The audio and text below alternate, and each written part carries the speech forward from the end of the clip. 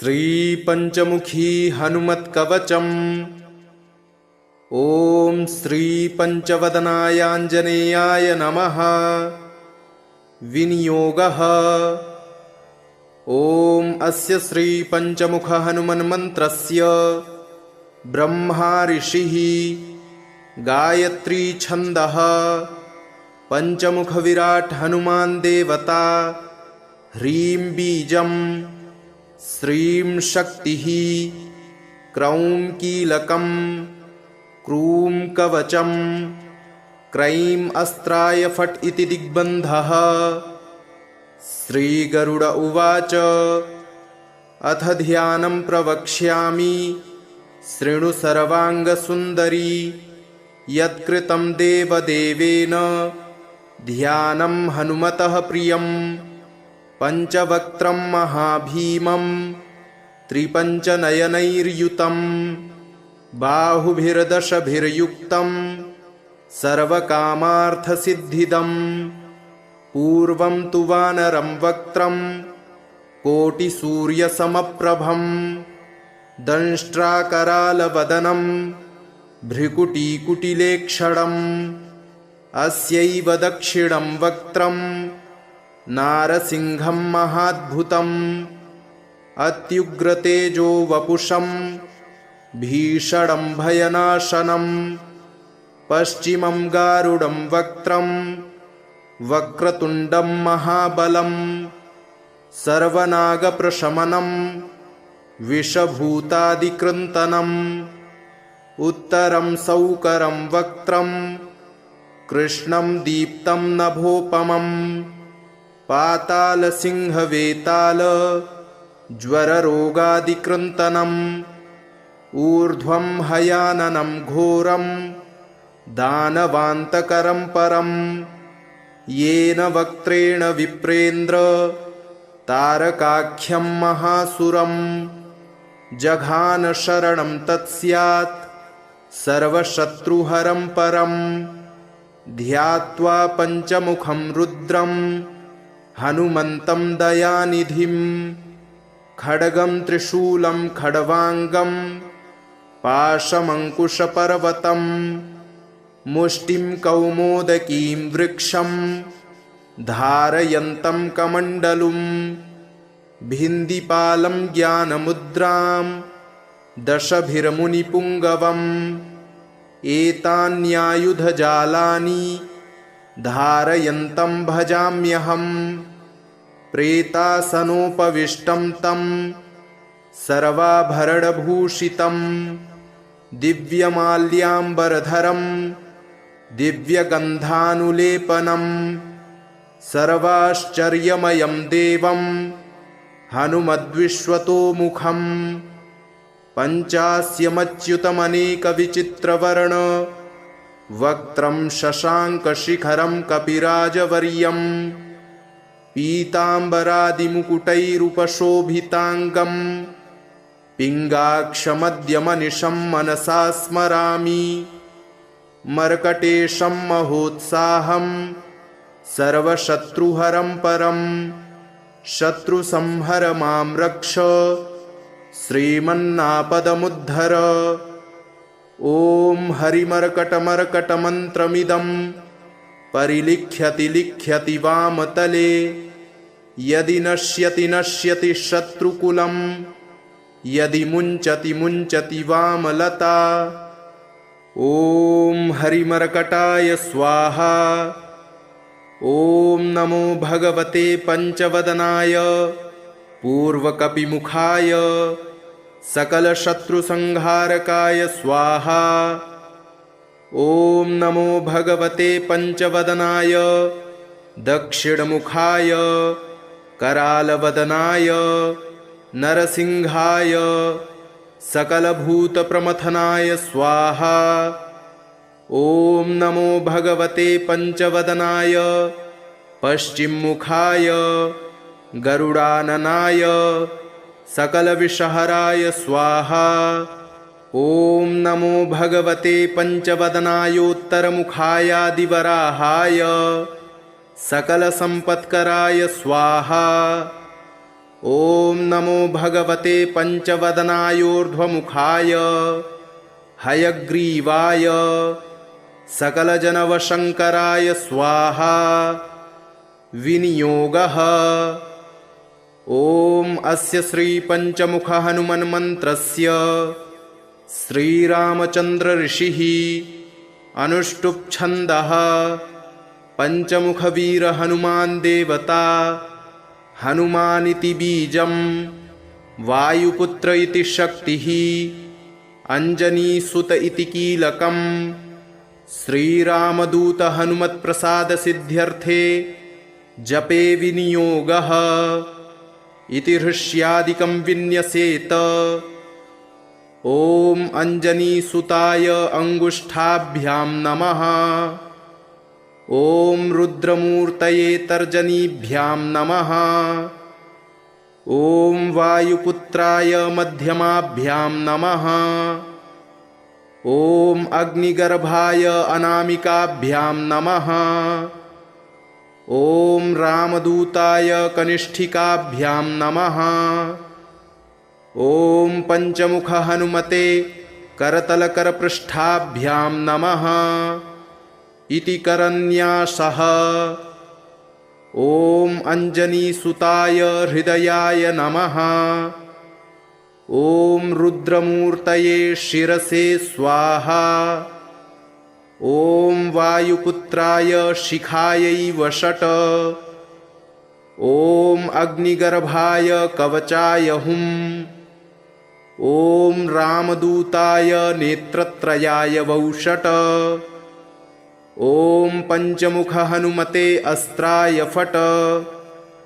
पञ्चमुख हनुमते स्वाहा इति दिग्बन्धः। अथ ध्यानम्। वन्दे वानरनारसिंहखगराट् क्रोडाश्ववक्त्रान्वितं दिव्यालङ्करणं त्रिपञ्चनयनं देदीप्यमानं रुचा हस्ताब्जैरसिखेटपुस्तकसुधा कुम्भाङ्कुशाद्रिं हलं खड्वाङ्गं फणिभूरुहं दशभुजं सरवारिवीरापहम्। अथ मन्त्रः। ॐ श्रीरामदूतायाञ्जनेयाय वायुपुत्राय महाबलपराक्रमाय सीतादुःखनिवारणाय लङ्कादहनकारणाय महाबलप्रचण्डाय फाल्गुनसखाय कोलाहलसकलब्रह्माण्डविश्वरूपाय सप्तसमुद्रनिर्लङ्घनाय पिङ्गलनयनायामितविक्रमाय सूर्यबिम्बफलसेवनाय दुष्टनिवारणाय दुष्टिनिरालङ्कृताय सञ्जीविनी सञ्जीविताङ्गदलक्ष्मण महाकपिसैन्यप्राणदाय दशकण्ठविध्वंसनाय रामेष्टाय महाफाल्गुनसखाय सीतासहित रामवरप्रदाय षट्प्रयोगागम पञ्चमुखवीर हनुमन्मन्त्र जपे विनियोगः। ॐ हरिमर्कटमर्कटाय बं बं बं बं बं वौषट् स्वाहा। ॐ हरिमर्कटमर्कटाय फं फं फं फं फं फट् स्वाहा। ॐ हरिमर्कटमर्कटाय खें खें खें खें खें मारणाय स्वाहा। ॐ हरिमर्कटमर्कटाय लुं लुं लुं लुं लुं आकर्षित सकलसम्पत्कराय स्वाहा। ॐ हरिमर्कटमर्कटाय धं धं धं धं धं शत्रुस्तम्भनाय स्वाहा। ॐ टं टं टं टं टं कूर्ममूर्तये पञ्चमुखवीर हनुमते परयन्त्र परतन्त्रोच्चाटनाय स्वाहा। ॐ कं खं गं घं गं चं छं जं झं यं टं ठं डं ढं डं तं थं दं धं नं पं फं बं भं मं यं रं लं वं शं शं सं हं लं छं स्वाहा इति दिग्बन्धः। ॐ पूर्वकपिमुखाय पञ्चमुख हनुमते टं टं टं टं टं सकलशत्रुसंहरणाय स्वाहा। ॐ दक्षिणमुखाय पञ्चमुख हनुमते करालवदनाय नरसिंहाय ॐ ह्रां ह्रीं ह्रूं ह्रैं ह्रौं ह्रः सकलभूतप्रेतदमनाय स्वाहा।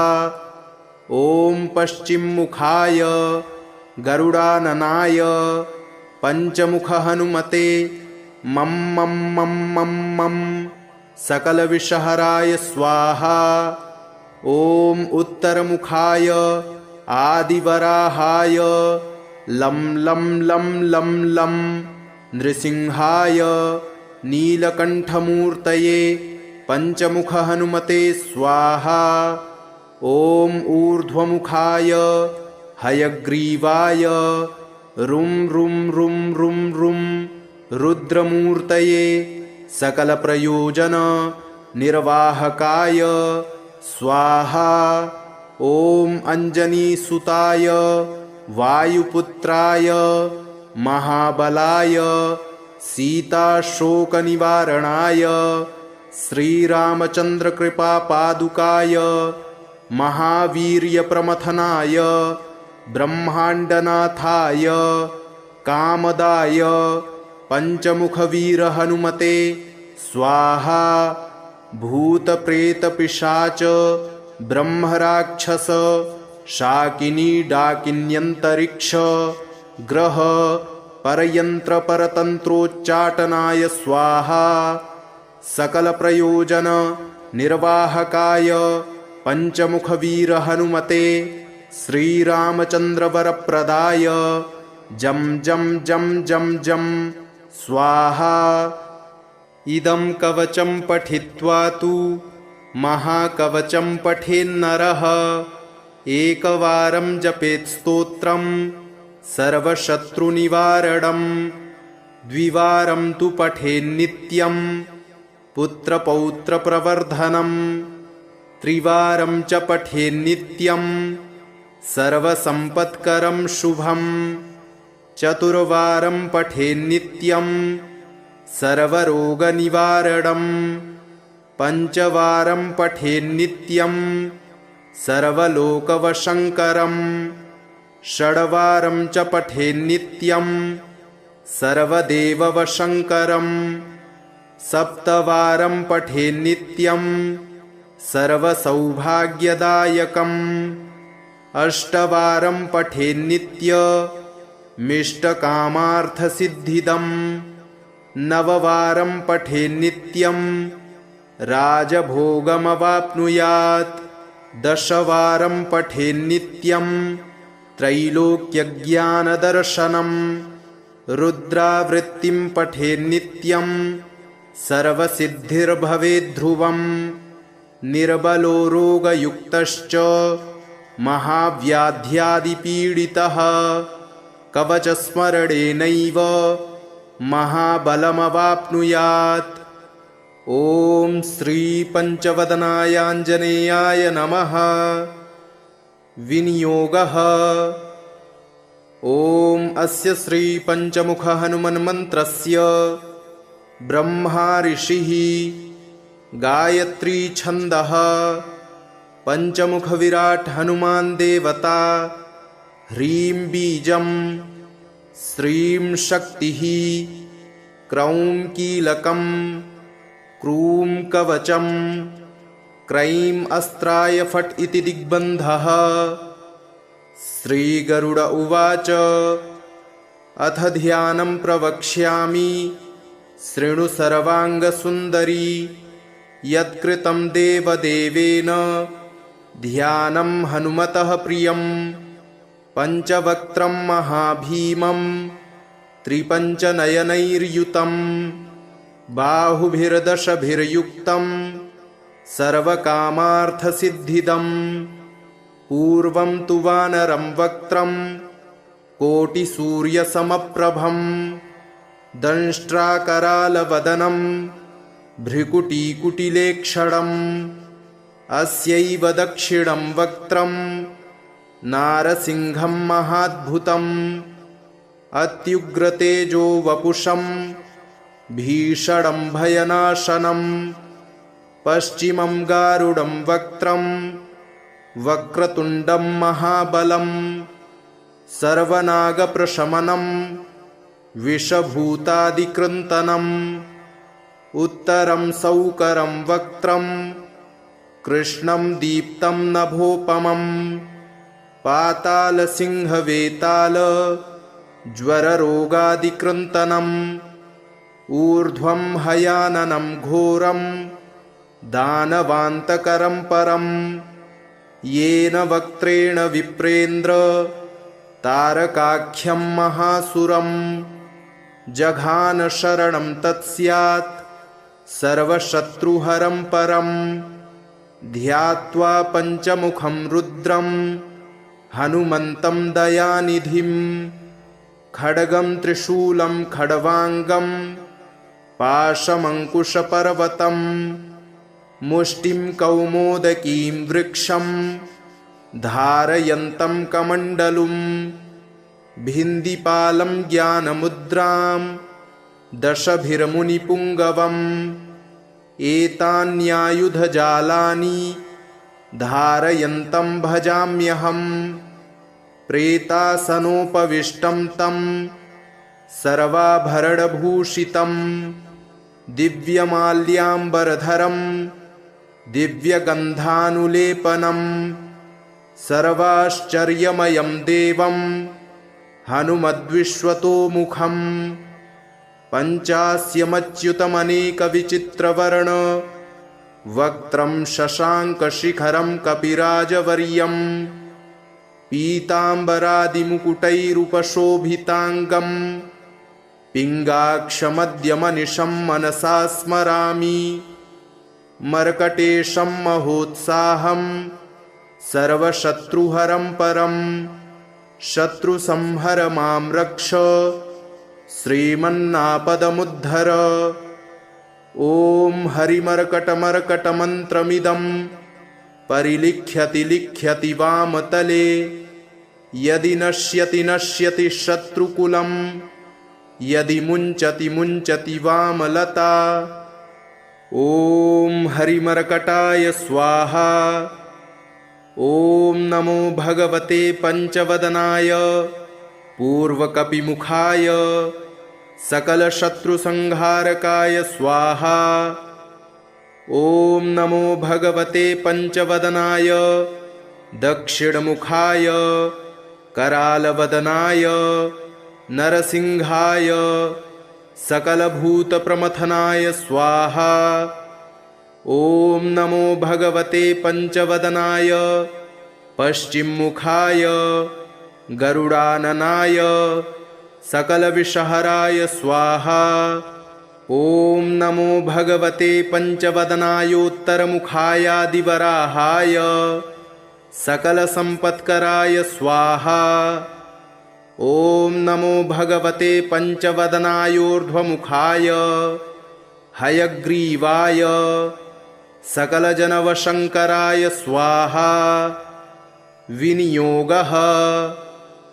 ॐ अस्य श्रीपञ्चमुखहनुमन्मन्त्रस्य श्रीरामचन्द्र ऋषिः अनुष्टुप्छन्दः पञ्चमुखवीरहनुमान् देवता हनुमानिति बीजं वायुपुत्र इति शक्तिः अञ्जनीसुत इति कीलकं श्रीरामदूत हनुमत्प्रसादसिद्ध्यर्थे जपे विनियोगः इति हृष्यादिकं विन्यसेत।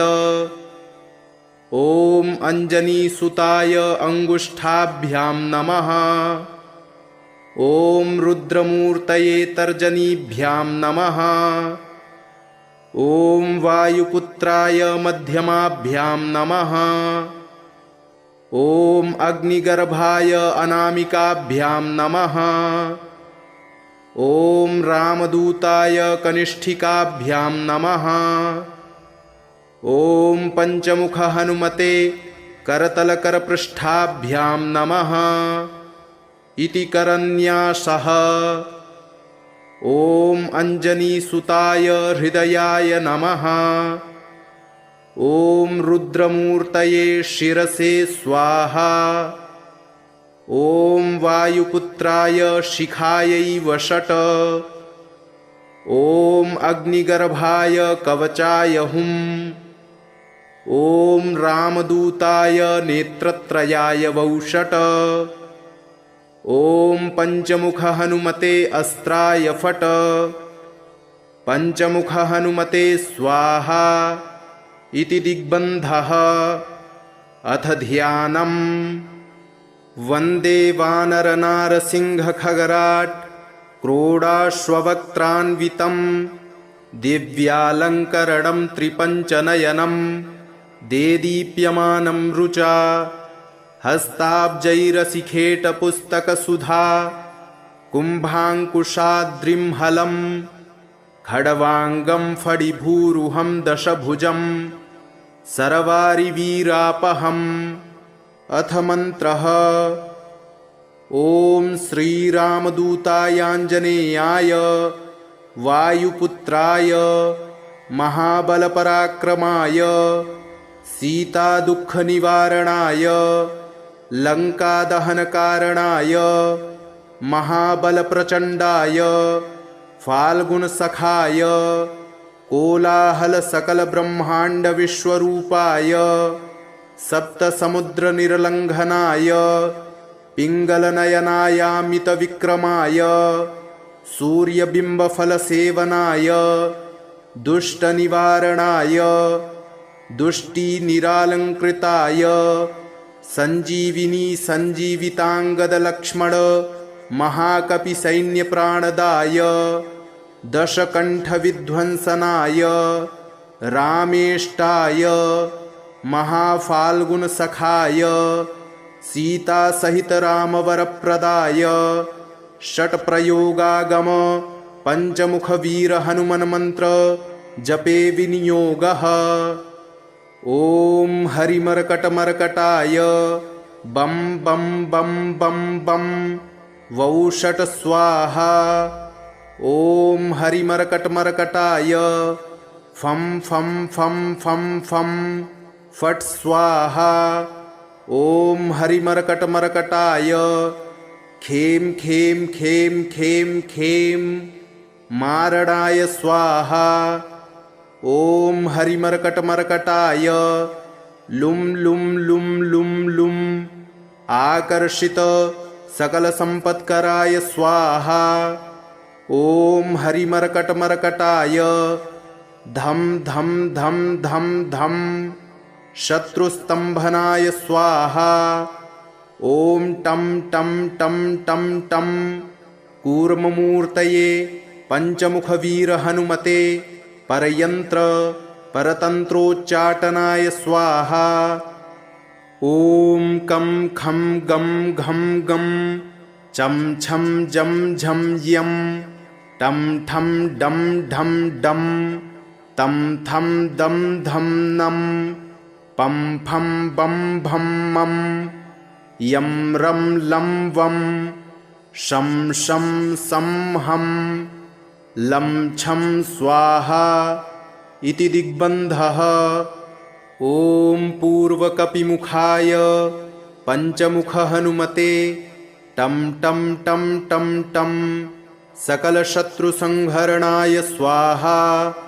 ॐ दक्षिणमुखाय पंचमुखहनुमते करालवदनाय नरसिंहाय ॐ ह्रां ह्रीं ह्रूं ह्रैं ह्रौं ह्रः सकलभूतप्रेतदमनाय स्वाहा। ॐ पश्चिममुखाय गरुडाननाय पंचमुखहनुमते मं मं मं मं मं सकलविषहराय स्वाहा। ॐ उत्तरमुखाय आदिवराहाय लं लं लं लं लं नृसिंहाय नीलकण्ठमूर्तये पञ्चमुख हनुमते स्वाहा। ॐ ऊर्ध्वमुखाय हयग्रीवाय रुं रुं रुं रुं रुं रुद्रमूर्तये सकलप्रयोजन निर्वाहकाय स्वाहा। ॐ अञ्जनीसुताय वायुपुत्राय महाबलाय सीताशोकनिवारणाय श्रीरामचन्द्रकृपापादुकाय महावीर्यप्रमथनाय ब्रह्माण्डनाथाय कामदाय पञ्चमुखवीरहनुमते स्वाहा। भूतप्रेतपिशाच ब्रह्मराक्षस शाकिनी डाकिन्यन्तरिक्ष ग्रह परयन्त्रपरतन्त्रोच्चाटनाय स्वाहा। सकलप्रयोजन निर्वाहकाय पञ्चमुखवीरहनुमते श्रीरामचन्द्रवरप्रदाय जं जं जं जं जं स्वाहा। इदं कवचं पठित्वा तु महाकवचं पठेन्नरः एकवारं जपेत् स्तोत्रं सर्वशत्रुनिवारणं द्विवारं तु पठेन्नित्यं पुत्रपौत्रप्रवर्धनं त्रिवारं च पठेन्नित्यं सर्वसम्पत्करं शुभं चतुर्वारं पठेन्नित्यं सर्वरोगनिवारणं पञ्चवारं पठेन्नित्यं सर्वलोकवशङ्करं षड्वारं च पठेन्नित्यं सर्वदेववशङ्करं सप्तवारं पठेन्नित्यं सर्वसौभाग्यदायकम् अष्टवारं पठेन्नित्यमिष्टकामार्थसिद्धिदम् नववारं पठेन्नित्यं राजभोगमवाप्नुयात् दशवारं पठेन्नित्यं त्रैलोक्यज्ञानदर्शनं रुद्रावृत्तिं पठेन्नित्यं सर्वसिद्धिर्भवेद्ध्रुवम् निर्बलो रोगयुक्तश्च महाव्याध्यादिपीडितः कवचस्मरणेनैव महाबलमवाप्नुयात्। ॐ श्रीपञ्चवदनायाञ्जनेयाय नमः। विनियोगः। ॐ अस्य श्रीपञ्चमुखहनुमन्मन्त्रस्य ब्रह्मा ऋषिः गायत्री छन्दः पञ्चमुखविराट् हनुमान् देवता ह्रीं बीजं श्रीं शक्तिः क्रौं कीलकं क्रूं कवचं क्रैं अस्त्राय फट् इति दिग्बन्धः। श्रीगरुड उवाच अथ ध्यानं प्रवक्ष्यामि शृणु सर्वाङ्गसुन्दरी यत्कृतं देवदेवेन ध्यानं हनुमतः प्रियं पञ्चवक्त्रं महाभीमं त्रिपञ्चनयनैर्युतं बाहुभिर्दशभिर्युक्तं सर्वकामार्थसिद्धिदम् पूर्वं तु वानरं वक्त्रं कोटिसूर्यसमप्रभं दंष्ट्राकरालवदनं भ्रिकुटीकुटिलेक्षणम् अस्यैव दक्षिणं वक्त्रं नारसिंहं महाद्भुतम् अत्युग्रतेजो वपुषं भीषणं भयनाशनं पश्चिमं गारुडं वक्त्रं वक्रतुण्डं महाबलं सर्वनागप्रशमनं विषभूतादिकृन्तनम् उत्तरं सौकरं वक्त्रं कृष्णं दीप्तं नभोपमं पातालसिंहवेताल ज्वररोगादिकृन्तनम् ऊर्ध्वं हयाननं घोरं दानवान्तकरं परं येन वक्त्रेण विप्रेन्द्र तारकाख्यं महासुरं जघान शरणं तत्स्यात् सर्वशत्रुहरं परं ध्यात्वा पञ्चमुखं रुद्रं हनुमन्तं दयानिधिं खड्गं त्रिशूलं खड्वाङ्गं पाशमङ्कुशपर्वतं मुष्टिं कौमोदकीं वृक्षं धारयन्तं कमण्डलुं भिन्दिपालं ज्ञानमुद्रां दशभिर्मुनिपुङ्गवम् एतान्यायुधजालानि धारयन्तं भजाम्यहम् प्रेतासनोपविष्टं तं सर्वाभरणभूषितं दिव्यमाल्याम्बरधरं दिव्यगन्धानुलेपनं सर्वाश्चर्यमयं देवं हनुमद्विश्वतोमुखं पञ्चास्यमच्युतमनेकविचित्रवर्ण वक्त्रं शशाङ्कशिखरं कपिराजवर्यं पीताम्बरादिमुकुटैरुपशोभिताङ्गं पिङ्गाक्षमद्यमनिशं मनसा स्मरामि मर्कटेशं महोत्साहं सर्वशत्रुहरं परं शत्रुसंहर मां रक्ष श्रीमन्नापदमुद्धर। ॐ हरिमर्कटमर्कटमन्त्रमिदं परिलिख्यति लिख्यति वामतले यदि नश्यति नश्यति शत्रुकुलं यदि मुञ्चति मुञ्चति वामलता।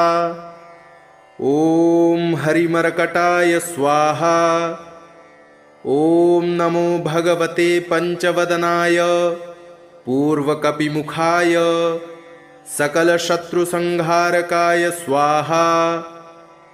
ॐ नमो भगवते पञ्चवदनाय दक्षिणमुखाय करालवदनाय नरसिंहाय सकलभूतप्रमथनाय स्वाहा।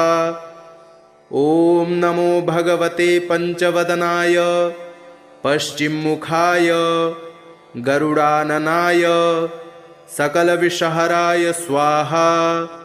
ॐ नमो भगवते पञ्चवदनायोत्तरमुखायादिवराहाय सकलसम्पत्कराय स्वाहा। ॐ नमो भगवते पञ्चवदनायोर्ध्वमुखाय हयग्रीवाय सकलजनवशङ्कराय स्वाहा। विनियोगः। ॐ अस्य श्रीपञ्चमुखहनुमन्मन्त्रस्य श्रीरामचन्द्रऋषिः अनुष्टुप्छन्दः पञ्चमुखवीरहनुमान् देवता हनुमानिति बीजं वायुपुत्र इति शक्तिः अञ्जनीसुत इति कीलकं श्रीरामदूत हनुमत्प्रसादसिद्ध्यर्थे जपे विनियोगः इति हृष्यादिकं विन्यसेत। ॐ अञ्जनीसुताय अङ्गुष्ठाभ्यां नमः। ॐ रुद्रमूर्तये तर्जनीभ्यां नमः। ॐ वायुपुत्राय मध्यमाभ्यां नमः। ॐ अग्निगर्भाय अनामिकाभ्यां नमः। ॐ रामदूताय कनिष्ठिकाभ्यां नमः। ॐ पञ्चमुखहनुमते करतलकरपृष्ठाभ्यां नमः इति करन्यासः। ॐ अञ्जनीसुताय हृदयाय नमः। ॐ रुद्रमूर्तये शिरसे स्वाहा। ॐ वायुपुत्राय शिखायै वषट्। ॐ अग्निगर्भाय कवचाय हुम्। ॐ रामदूताय नेत्रत्रयाय वौषट्। ॐ पञ्चमुखहनुमते अस्त्राय फट्। पञ्चमुखहनुमते स्वाहा इति दिग्बन्धः। अथ ध्यानम्। वन्दे वानरनारसिंहखगराट् क्रोडाश्ववक्त्रान्वितं दिव्यालङ्करणं त्रिपञ्चनयनं देदीप्यमानं रुचा हस्ताब्जैरसिखेटपुस्तकसुधा कुम्भाङ्कुशाद्रिं हलं खड्वाङ्गं फणिभूरुहं दशभुजं सर्वारिवीरापहम्। अथ मन्त्रः। ॐ श्रीरामदूतायाञ्जनेयाय वायुपुत्राय महाबलपराक्रमाय सीतादुःखनिवारणाय लङ्कादहनकारणाय महाबलप्रचण्डाय फाल्गुनसखाय कोलाहलसकलब्रह्माण्डविश्वरूपाय सप्तसमुद्रनिर्लङ्घनाय पिङ्गलनयनायामितविक्रमाय सूर्यबिम्बफलसेवनाय दुष्टनिवारणाय दुष्टिनिरालङ्कृताय सञ्जीविनी सञ्जीविताङ्गदलक्ष्मण महाकपिसैन्यप्राणदाय दशकण्ठविध्वंसनाय रामेष्टाय महाफाल्गुनसखाय सीतासहितरामवरप्रदाय षट्प्रयोगागम पञ्चमुखवीरहनुमन्मन्त्र जपे विनियोगः। ॐ हरिमर्कटमर्कटाय बं बं बं बं बं वौषट स्वाहा। ॐ हरिमर्कटमर्कटाय फं फं फं फं फं फट् स्वाहा। ॐ हरिमर्कटमर्कटाय खें खें खें खें खें मारणाय स्वाहा। ॐ हरिमर्कटमर्कटाय लुं लुं लुं लुं लुं आकर्षित सकलसम्पत्कराय स्वाहा। ॐ हरिमर्कटमर्कटाय धं धं धं धं धं शत्रुस्तम्भनाय स्वाहा। ॐ टं टं टं टं टं कूर्ममूर्तये पञ्चमुखवीरहनुमते परयन्त्र परतन्त्रोच्चाटनाय स्वाहा। ॐ कं खं गं घं गं चं छं जं झं यं टं ठं डं ढं डं तं थं दं धं नं पं फं बं भं मं यं रं लं वं शं शं सं हं लं छं स्वाहा इति दिग्बन्धः। ॐ पूर्वकपिमुखाय पञ्चमुखहनुमते टं टं टं टं टं सकलशत्रुसंहरणाय स्वाहा। ॐ दक्षिणमुखाय पञ्चमुखहनुमते करालवदनाय नरसिंहाय ॐ ह्रां ह्रीं ह्रूं ह्रैं ह्रौं ह्रः सकलभूतप्रेतदमनाय स्वाहा। ॐ पश्चिममुखाय गरुडाननाय पञ्चमुखहनुमते मं मं मं मं मं सकलविषहराय स्वाहा। ॐ उत्तरमुखाय आदिवराहाय लं लं लं लं लं नृसिंहाय नीलकण्ठमूर्तये पञ्चमुखहनुमते स्वाहा। ॐ ऊर्ध्वमुखाय हयग्रीवाय रुं रुं रुं रुं रुं रुद्रमूर्तये सकलप्रयोजन निर्वाहकाय स्वाहा। ॐ अञ्जनीसुताय वायुपुत्राय महाबलाय सीताशोकनिवारणाय श्रीरामचन्द्रकृपापादुकाय महावीर्यप्रमथनाय ब्रह्माण्डनाथाय कामदाय पञ्चमुखवीरहनुमते स्वाहा। भूतप्रेतपिशाच ब्रह्मराक्षस शाकिनी डाकिन्यन्तरिक्ष ग्रह परयन्त्रपरतन्त्रोच्चाटनाय स्वाहा सकलप्रयोजन निर्वाहकाय पंचमुखवीर हनुमते श्रीरामचन्द्रवरप्रदाय जं जं जं जं जं स्वाहा। इदं कवचं पठित्वा तु महाकवचं पठेन्नरः एकवारं जपेत् स्तोत्रं सर्वशत्रुनिवारणं द्विवारं तु पठेन्नित्यं पुत्रपौत्रप्रवर्धनं त्रिवारं च पठेन्नित्यं सर्वसम्पत्करं शुभं चतुर्वारं पठेन्नित्यं सर्वरोगनिवारणं पंचवारं पठेन्नित्यं सर्वलोकवशङ्करं षड्वारं च पठेन्नित्यं सर्वदेववशङ्करं सप्तवारं पठेन्नित्यं सर्वसौभाग्यदायकम् अष्टवारं पठेन्नित्यमिष्टकामार्थसिद्धिदम् नववारं पठेन्नित्यं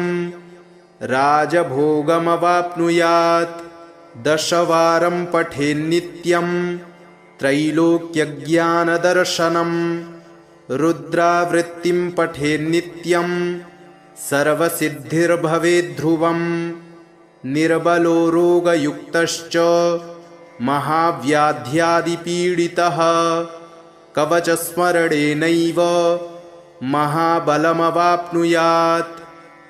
ॐ श्रीपञ्चवदनायाञ्जनेयाय नमः। विनियोगः। ॐ अस्य श्रीपञ्चमुखहनुमन्मन्त्रस्य ब्रह्मा ऋषिः गायत्री छन्दः पञ्चमुखविराट् हनुमान् देवता ह्रीं बीजं श्रीं शक्तिः क्रौं कीलकं क्रूं कवचं क्रैं अस्त्राय फट् इति दिग्बन्धः। श्रीगरुड उवाच अथ ध्यानं प्रवक्ष्यामि शृणु सर्वाङ्गसुन्दरी यत्कृतं देवदेवेन ध्यानं हनुमतः प्रियं पञ्चवक्त्रं महाभीमं त्रिपञ्चनयनैर्युतं बाहुभिर्दशभिर्युक्तं सर्वकामार्थसिद्धिदं पूर्वं तु वानरं वक्त्रं कोटिसूर्यसमप्रभं दंष्ट्राकरालवदनं भ्रिकुटीकुटिलेक्षणम् अस्यैव दक्षिणं वक्त्रं नारसिंहं महाद्भुतम् अत्युग्रतेजो वपुषं भीषणं भयनाशनं पश्चिमं गारुडं वक्त्रं वक्रतुण्डं महाबलं सर्वनागप्रशमनं विषभूतादिकृन्तनं उत्तरं सौकरं वक्त्रं कृष्णं दीप्तं नभोपमं पातालसिंहवेताल ज्वररोगादिकृन्तनम् ऊर्ध्वं हयाननं घोरं दानवान्तकरं परं येन वक्त्रेण विप्रेन्द्र तारकाख्यं महासुरं जघान शरणं तत्स्यात् सर्वशत्रुहरं परं ध्यात्वा पञ्चमुखं रुद्रं हनुमन्तं दयानिधिं खड्गं त्रिशूलं खड्वाङ्गं पाशमङ्कुशपर्वतं मुष्टिं कौमोदकीं वृक्षं धारयन्तं कमण्डलुं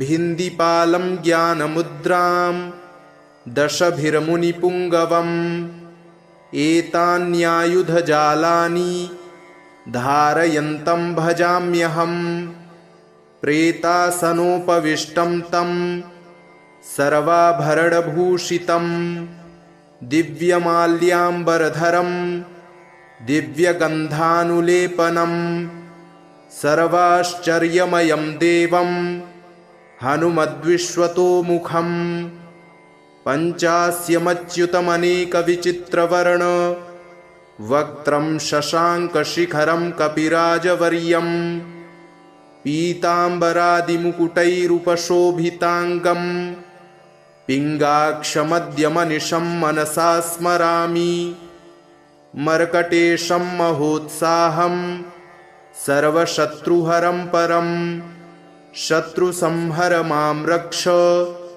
श्रीमन्नापदमुद्धर। ॐ हरिमर्कटमर्कटमन्त्रमिदं परिलिख्यति लिख्यति वामतले यदि नश्यति नश्यति शत्रुकुलं यदि मुञ्चति मुञ्चति वामलता। ॐ हरिमर्कटाय स्वाहा। ॐ नमो भगवते पंचवदनाय पूर्वकपिमुखाय सकलशत्रुसंहारकाय स्वाहा।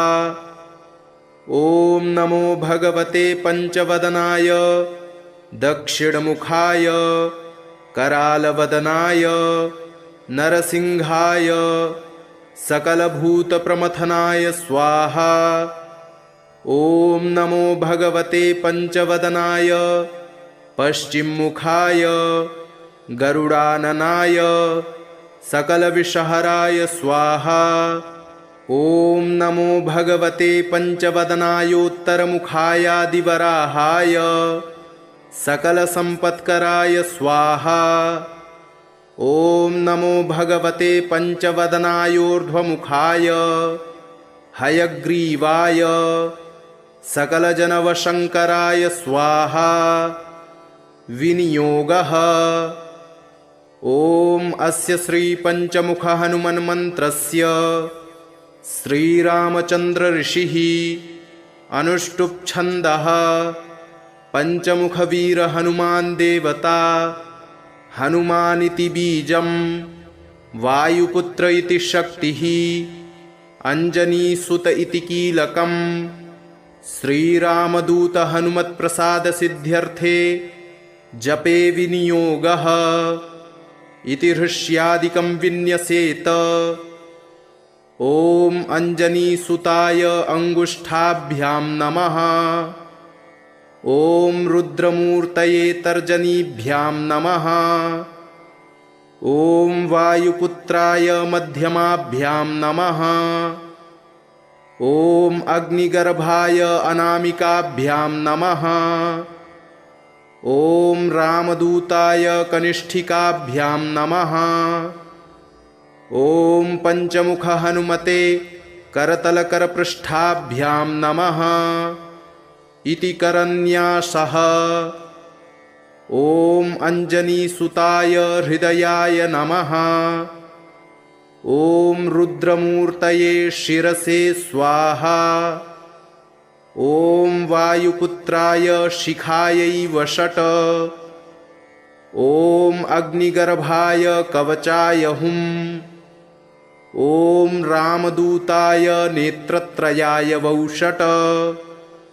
ॐ पंचमुख हनुमते अस्त्राय फट्। पंचमुख हनुमते स्वाहा इति दिग्बन्धः। अथ ध्यानम्। वन्दे वानरनारसिंहखगराट् क्रोडाश्ववक्त्रान्वितं दिव्यालङ्करणं त्रिपञ्चनयनं देदीप्यमानं रुचा हस्ताब्जैरसिखेटपुस्तकसुधा कुम्भाङ्कुशाद्रिं खड्वाङ्गं फणिभूरुहं दशभुजं सरवारिवीरापहम्। अथ मन्त्रः।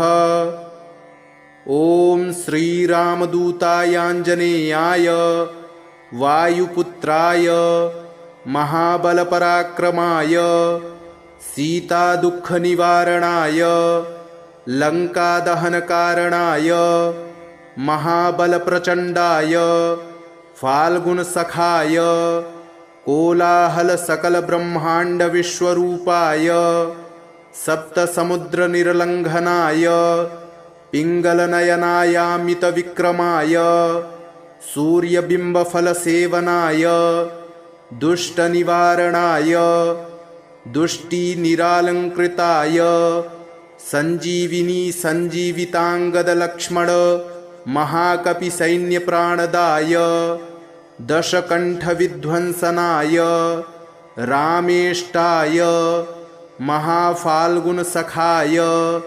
सीतासहितरामवरप्रदाय षट्प्रयोगागम पञ्चमुखवीरहनुमन्मन्त्र जपे विनियोगः। ॐ हरिमर्कटमर्कटाय बं बं बं बं बं वौषट स्वाहा। ॐ हरिमर्कटमर्कटाय फं फं फं फं फं फट् स्वाहा। ॐ हरिमर्कटमर्कटाय खें खें खें खें खें मारणाय स्वाहा। ॐ हरिमर्कटमर्कटाय लुं लुं लुं लुं लुं आकर्षित सकलसम्पत्कराय स्वाहा। ॐ हरिमर्कटमर्कटाय धं धं धं धं धं शत्रुस्तम्भनाय स्वाहा। ॐ टं टं टं टं टं कूर्ममूर्तये पञ्चमुखवीरहनुमते परयन्त्र परतन्त्रोच्चाटनाय स्वाहा। ॐ कं खं गं घं गं चं छं जं झं यं टं ठं डं ढं डं तं थं दं धं नं पं फं बं भं मं यं रं लं वं शं शं सं हं लं छं स्वाहा इति दिग्बन्धः। ॐ पूर्वकपिमुखाय पञ्चमुखहनुमते टं टं टं टं टं सकलशत्रुसंहरणाय स्वाहा।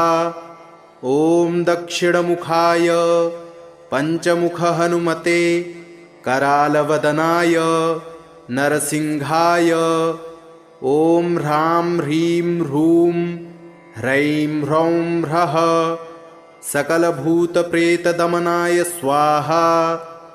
ॐ पश्चिममुखाय गरुडाननाय पञ्चमुखहनुमते मं मं मं मं मं सकलविषहराय स्वाहा। ॐ उत्तरमुखाय आदिवराहाय लं लं लं लं लं नृसिंहाय नीलकण्ठमूर्तये पञ्चमुखहनुमते स्वाहा। ॐ ऊर्ध्वमुखाय हयग्रीवाय रुं रुं रुं रुं रुं रुद्रमूर्तये सकलप्रयोजन निर्वाहकाय स्वाहा।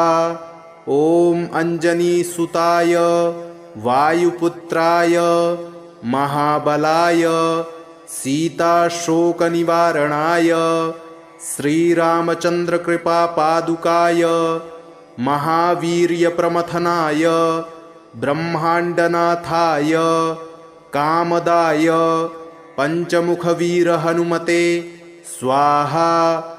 भूतप्रेतपिशाच ब्रह्मराक्षस शाकिनी डाकिन्यन्तरिक्ष ग्रह परयन्त्रपरतन्त्रोच्चाटनाय स्वाहा।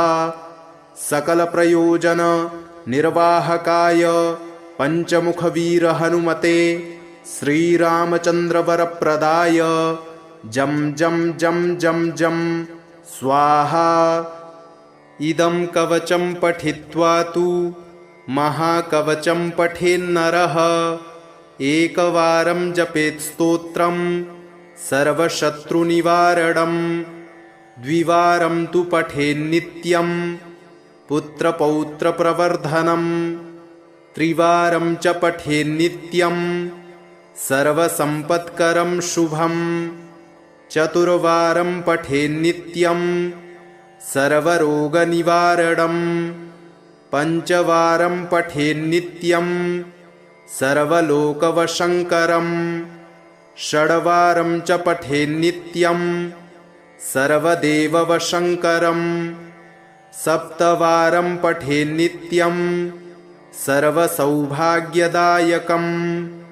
अष्टवारं पठेन्नित्यमिष्टकामार्थसिद्धिदम्। नववारं पठेन्नित्यं राजभोगमवाप्नुयात्। दशवारं पठेन्नित्यं त्रैलोक्यज्ञानदर्शनम्। रुद्रावृत्तिं पठेन्नित्यं सर्वसिद्धिर्भवेद्ध्रुवम्। निर्बलो रोगयुक्तश्च महाव्याध्यादिपीडितः कवचस्मरणेनैव महाबलमवाप्नुयात्। ॐ श्रीपञ्चवदनायाञ्जनेयाय नमः। विनियोगः। ॐ अस्य श्रीपञ्चमुखहनुमन्मन्त्रस्य ब्रह्मा ऋषिः, गायत्री छन्दः, पञ्चमुखविराट् हनुमान् देवता, ह्रीं बीजं, श्रीं शक्तिः, क्रौं कीलकं, क्रूं कवचं, क्रैं अस्त्राय फट् इति दिग्बन्धः। श्रीगरुड उवाच अथ ध्यानं प्रवक्ष्यामि शृणु सर्वाङ्गसुन्दरी। यत्कृतं देवदेवेन ध्यानं हनुमतः प्रियं। पञ्चवक्त्रं महाभीमं त्रिपञ्चनयनैर्युतं। बाहुभिर्दशभिर्युक्तं सर्वकामार्थसिद्धिदम्। पूर्वं तु वानरं वक्त्रं कोटिसूर्यसमप्रभं। दंष्ट्राकरालवदनं भ्रिकुटीकुटिलेक्षणम्। अस्यैव दक्षिणं वक्त्रं नारसिंहं महाद्भुतम्। अत्युग्रतेजो वपुषं भीषणं भयनाशनम्। पश्चिमं गारुडं वक्त्रं वक्रतुण्डं महाबलम्। सर्वनागप्रशमनं विषभूतादिकृन्तनम्। उत्तरं सौकरं वक्त्रं कृष्णं दीप्तं नभोपमम्। पातालसिंहवेताल ज्वररोगादिकृन्तनम्। ऊर्ध्वं हयाननं घोरं दानवान्तकरं परम्।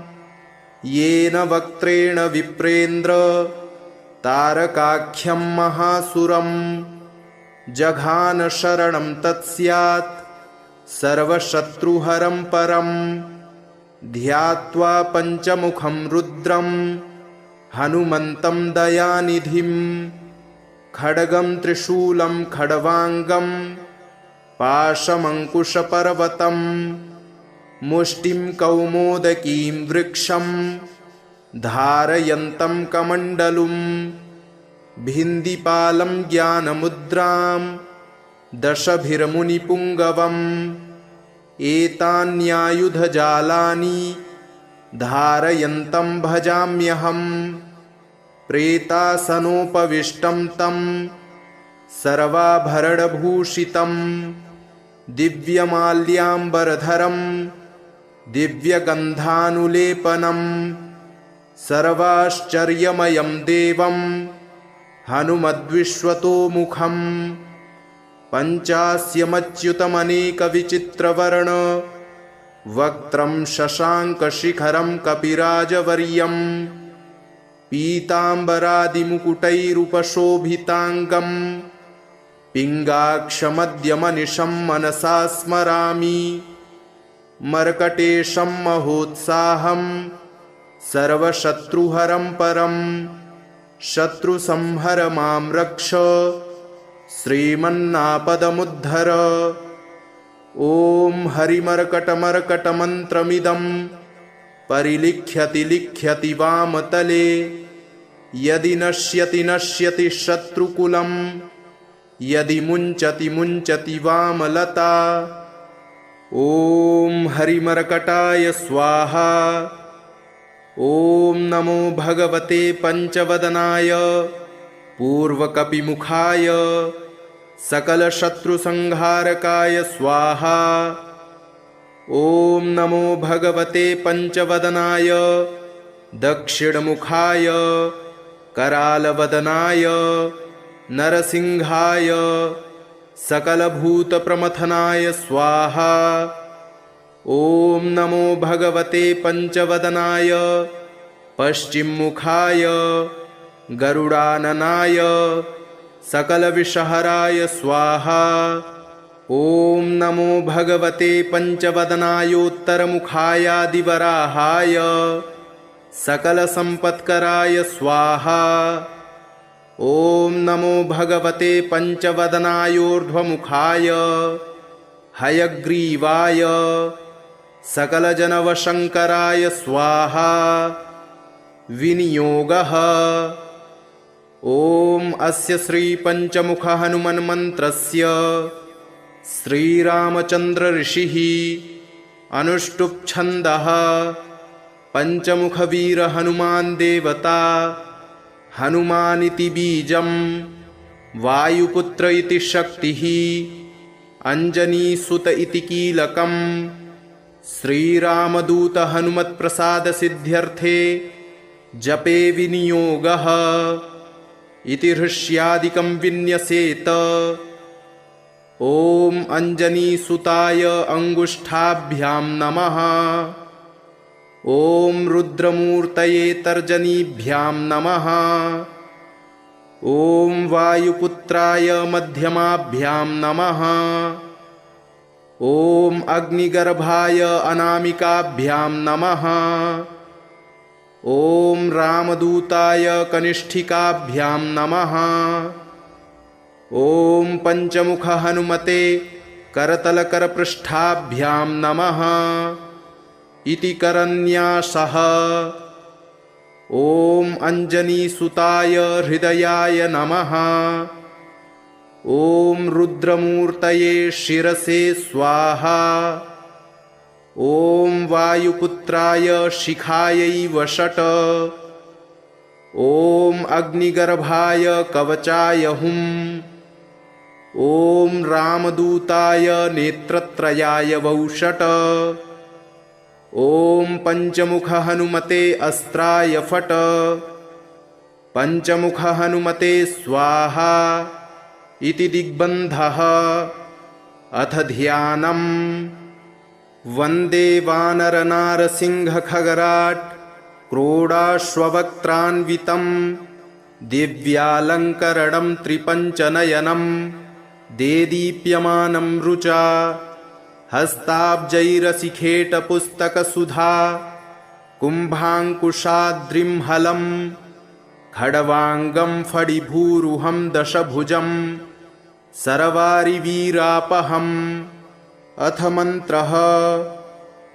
ॐ श्रीरामदूतायाञ्जनेयाय वायुपुत्राय महाबलपराक्रमाय सीतादुःखनिवारणाय लङ्कादहनकारणाय महाबलप्रचण्डाय फाल्गुनसखाय कोलाहलसकलब्रह्माण्डविश्वरूपाय सप्तसमुद्रनिर्लङ्घनाय पिङ्गलनयनायामितविक्रमाय सूर्यबिम्बफलसेवनाय दुष्टनिवारणाय दुष्टिनिरालङ्कृताय सञ्जीविनी सञ्जीविताङ्गदलक्ष्मण महाकपिसैन्यप्राणदाय दशकण्ठविध्वंसनाय रामेष्टाय महाफाल्गुनसखाय सीतासहितरामवरप्रदाय षट्प्रयोगागम पञ्चमुखवीरहनुमन्मन्त्र जपे विनियोगः। ॐ हरिमर्कटमर्कटाय बं बं बं बं बं वौषट् स्वाहा। ॐ हरिमर्कटमर्कटाय फं फं फं फं फं फट् स्वाहा। ॐ हरिमर्कटमर्कटाय खें खें खें खें खें मारणाय स्वाहा। ॐ हरिमर्कटमर्कटाय लुं लुं लुं लुं लुं आकर्षित सकलसम्पत्कराय स्वाहा। ॐ हरिमर्कटमर्कटाय धं धं धं धं धं शत्रुस्तम्भनाय स्वाहा। ॐ टं टं टं टं टं कूर्ममूर्तये पञ्चमुखवीरहनुमते परयन्त्र परतन्त्रोच्चाटनाय स्वाहा। ॐ कं खं गं घं गं चं छं जं झं यं टं ठं डं ढं डं तं थं दं धं नं पं फं बं भं मं यं रं लं वं शं शं सं हं लं छं स्वाहा इति दिग्बन्धः। ॐ पूर्वकपिमुखाय पञ्चमुखहनुमते टं टं टं टं टं सकलशत्रुसंहरणाय स्वाहा। ॐ दक्षिणमुखाय पञ्चमुखहनुमते करालवदनाय नरसिंहाय ॐ ह्रां ह्रीं ह्रूं ह्रैं ह्रौं ह्रः सकलभूतप्रेतदमनाय स्वाहा। ॐ पश्चिममुखाय गरुडाननाय पञ्चमुखहनुमते मं मं मं मं मं सकलविषहराय स्वाहा। ॐ उत्तरमुखाय आदिवराहाय लं लं लं लं लं नृसिंहाय नीलकण्ठमूर्तये पञ्चमुखहनुमते स्वाहा। ॐ ऊर्ध्वमुखाय हयग्रीवाय रुं रुं रुं रुं रुं रुद्रमूर्तये सकलप्रयोजन निर्वाहकाय स्वाहा। ॐ अञ्जनीसुताय वायुपुत्राय महाबलाय सीताशोकनिवारणाय श्रीरामचन्द्रकृपापादुकाय महावीर्यप्रमथनाय ब्रह्माण्डनाथाय कामदाय पञ्चमुखवीरहनुमते स्वाहा। भूतप्रेतपिशाच ब्रह्मराक्षस शाकिनी डाकिन्यन्तरिक्ष ग्रह परयन्त्र परतन्त्रोच्चाटनाय स्वाहा। सकलप्रयोजन निर्वाहकाय पञ्चमुखवीरहनुमते श्रीरामचन्द्रवरप्रदाय जं जं जं जं जं स्वाहा। इदं कवचं पठित्वा तु महाकवचं पठेन्नरः एकवारं जपेत् स्तोत्रं सर्वशत्रुनिवारणं द्विवारं तु पठेन्नित्यं पुत्रपौत्रप्रवर्धनं त्रिवारं च पठेन्नित्यं सर्वसम्पत्करं शुभं चतुर्वारं पठेन्नित्यं सर्वरोगनिवारणं पञ्चवारं पठेन्नित्यं सर्वलोकवशङ्करं षड्वारं च पठेन्नित्यं सर्वदेववशङ्करं सप्तवारं पठेन्नित्यं सर्वसौभाग्यदायकम् अष्टवारं पठेन्नित्यमिष्टकामार्थसिद्धिदम् नववारं पठेन्नित्यं राजभोगमवाप्नुयात् दशवारं पठेन्नित्यं त्रैलोक्यज्ञानदर्शनम् रुद्रावृत्तिं पठेन्नित्यं सर्वसिद्धिर्भवेद्ध्रुवम् निर्बलो रोगयुक्तश्च महाव्याध्यादिपीडितः कवचस्मरणेनैव महाबलमवाप्नुयात् इति श्रीसुदर्शनसंहितायां श्रीरामचन्द्रसीताप्रोक्तं श्रीपञ्चमुखहनुमत्कवचं सम्पूर्णम्।